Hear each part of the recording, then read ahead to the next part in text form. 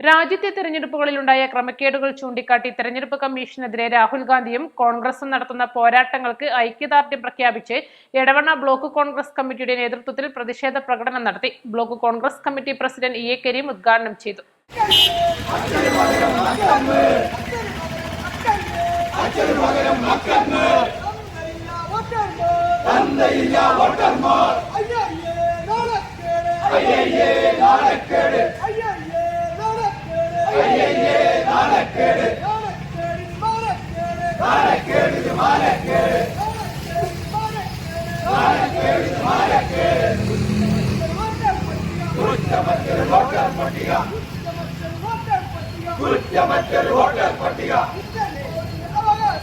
Indian പൗരന്റെ അവകാശം അതിനു വേണ്ടി പൊരുതുന്നു.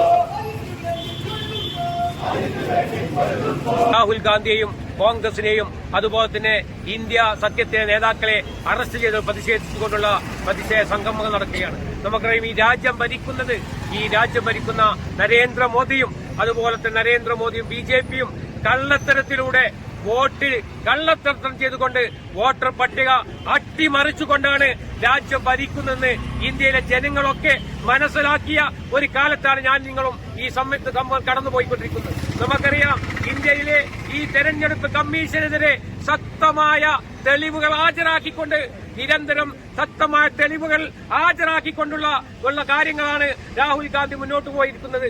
ഇതിനെതിരെ ശക്തമായ പ്രതിഷേധം കോൺഗ്രസും ഇന്ത്യ സഖ്യം മുന്നോട്ട് പോകുമ്പോൾ ശക്തമായ ഒരു മറുപടി പറയാൻ BJPക്കോ പ്രധാനമന്ത്രിക്കോ ഇലക്ഷൻ കമ്മീഷനോ സാധിക്കാത്ത രീതിയിൽ മുന്നോട്ട് പോകുന്നു.